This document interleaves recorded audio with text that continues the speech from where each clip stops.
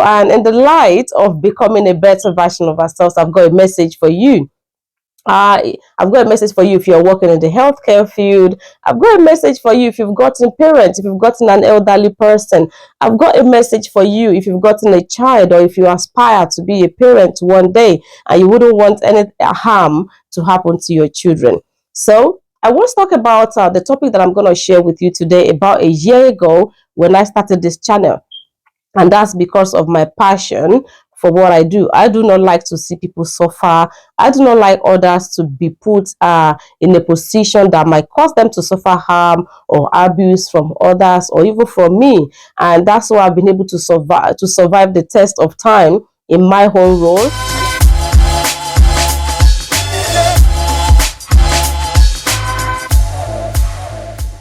Hi beautiful people, welcome back to Step Forward TV. How are you doing today? It's nice connecting with you again. Thank you for hitting the play button as usual. My name is Deborah, and on this channel all we do is improving on ourselves, taking one step at a time to becoming a better version of ourselves. In the light of becoming a better version of ourselves, I've got a message for you. I've got a message for you if you're working in the healthcare field. I've got a message for you if you've gotten parents, if you've gotten an elderly person. I've got a message for you if you've gotten a child, or if you aspire to be a parent one day and you wouldn't want any harm to happen to your children. So I want to talk about the topic that I'm going to share with you today. About a year ago when I started this channel, and that's because of my passion for what I do. I do not like to see people suffer. I do not like others to be put in a position that might cause them to suffer harm or abuse from others or even from me. And that's why I've been able to survive the test of time in my own role. And I'm still hoping and praying that no one gets hurt or no one gets injured in the service that I rendered to the world. And yes, so like I've said, I talked about this topic, which I titled Abuse in Healthcare, and is healthcare job for me? Because at the time, a lot of people were doing lots of videos about health, working in the UK, healthcare jobs in the UK. And I realized that nobody was actually talking about the skills that are required of those people to come and work in the healthcare field. You are just asking people to come and do this kind of a job and job and job. But do you realize that different countries have their own ways of doing things? Different communities have their own ways of doing things differently. So I talked about the laws, or the kind of a protection that people that are being cared for, which is known as the vulnerable adults or vulnerable children, the laws that protect them. How can we safeguard ourselves? How, if we want to work in this healthcare field? And that is by ensuring that we have the necessary skills that are required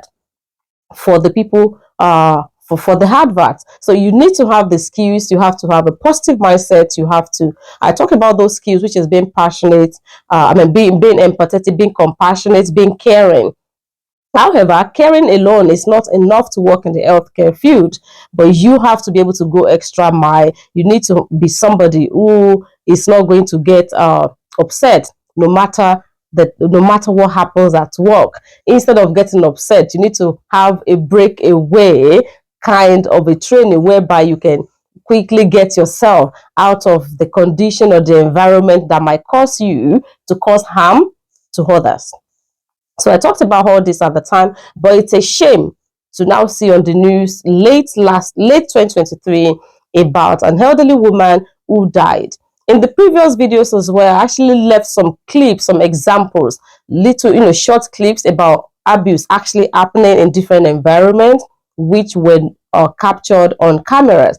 And this was exactly what happened to 4 healthcare assistants here in the UK in November 2023. So, however, this incident is being, the families involved have been noticing that something was not right, which led them to put cameras, secret camera, in place in the year 2020. So that's a long time ago, isn't it? So, which means they're so passionate, they care about their parents, which led to putting that secret camera in place. However, fast forwarded in 2023, abuse incident happened. what was discovered? Okay, what was discovered was bruises on the bodies of an 89-year-old woman. So actually, when the incident happened, when they saw the video evidence of the abuse, which includes physical abuse, it also includes psychological abuse, which is also known as emotional abuse. It happened to this 89 years old who has a diagnosis of vascular dementia. And due to her condition as well, she cannot talk, so she's unable to speak. However, I want to believe that the carers who worked with her at the time before the incident happened, have been trained on how to communicate with her, on how to probably she uses some gestures or non-verbal forms of communication. They must have been trained on how to communicate with her at some particular point in time. Fast forwarded, eight care assistants were suspended when the abuse incident was eventually brought to light, which also led to police arrest and courts, going to court cases. Let me just quickly, what I'm talking about is not a made-up story. I read about this in Sahara's report on BBC, on High TV News in the UK.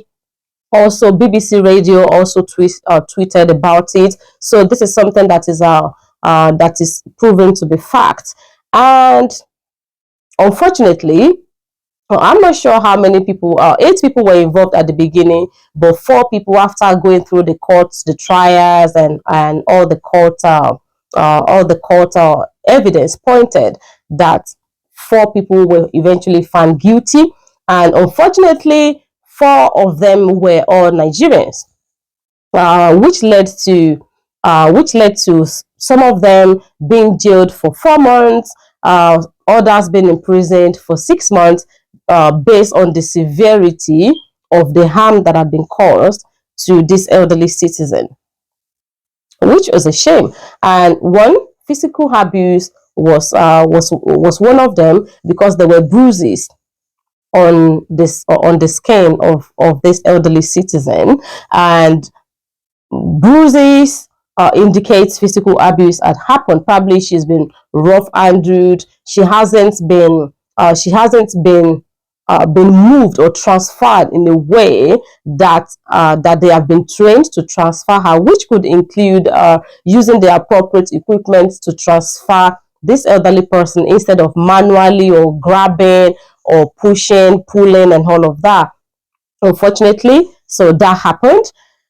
However, no form of abuse is excusable under the law. They are all punishable offenses. And I want to believe that before these people were recruited, which many of them, I think 3 of them, I read that 3 of them were agency workers, while the rest works within the care home. They must have been trained. They would also have a senior or on shift. And yeah, that's the way the rota has always been planned out. There has to be one senior or on shift, and who can also, if they have any issue or if they needed any support, that they can easily go to. And let's imagine that there's no even senior staff on the shift. All of them have been well trained. They are being paid to carry out, to provide care and support to this elderly woman. Another unfortunate thing is that I wouldn't want my own elderly parent to suffer such abuse, especially in their old age. And this elderly person that we're actually talking about eventually passed away in October 2023. That's a shame. At the point when she needed more care, more support, which I believe at that point she was on end of life, and people on end of life needed to be cared for, to be shown love, compassion, which I talked about as some of the skills required of people who are working and who want it, or who are already working in the healthcare field. The point that she needed the support, the care, the compassion, was the point where abuse happened. And before she passed away, to the extent that she became so nervous, she was nervous. She doesn't want people to touch her anymore. She's always scared of people touching her, which indicates that abuse had happened. Because one of the signs of abuse is when people are when you don't want to get when you don't want to engage with others anymore, which is disengaging and refusing food, refusing touch, and all of and similar, refusing food. People can even refuse their medication. They don't want to see other people because abuse had already happened, which is an unfortunate thing. So why am I doing this video? I'm doing this video to serve as a reminder to those who are already working in the healthcare field that they have to always abide by the guidance, by the rules that governs, or the rules that applies to their various roles. Also, don't forget the skills that are necessary for you to be successful in your role, to carry out your daily role successfully. And also, if you suspect an abuse, you have to whistleblow. There's something called whistleblowing, which is reporting. You secretly report without the person you are reporting to mentioning your name at the point of when this happened. So they have the power to protect you against any harm. And if you whistleblow, and if you also whistleblow, that will save you from being from being regarded as part of the abusers. That would kind of save your head, like we always say. So that would save your head in case anything eventually happens, because you've already whistleblow and you've tried your best by whistleblow. If you whistleblow and you think your managers or the senior staffs are not taking you serious, secretly report to the police as well. Whistleblow. You are not going to be penalized, even if it is eventually if they eventually find out that the abuse has not happened. You're not going to be penalized for whistleblowing. It is better to whistleblow than not whistleblowing, because not whistleblowing will make you to be part of the abuse if you were still there at that point in time, and you've seen this and you failed to report it. There is a saying that keeping quiet in the face of injustice also shows that you are part of the injustice. So I hope this helps one or two people out there. And I hope that this kind of incident don't happen again. And I hope that the family gets consoled, because it's a sad thing losing a family member. I myself, I lost a few people towards the end of last year, which I still haven't fully gotten over. So it's really a sad thing losing a family member. All I could wish for is that God give them the grace to get over the loss, which could take a bit of a time for them to get over, and that they get the necessary support that they need in their healing journey. Thank you for being here. If you need my support at all in anything, feel free to email me or send me a message on my social media handle, stepforwardtv1, and on Instagram, and also stepforwardtv on Facebook. And yes, my email, you find that also in the description box below. Thanks for watching.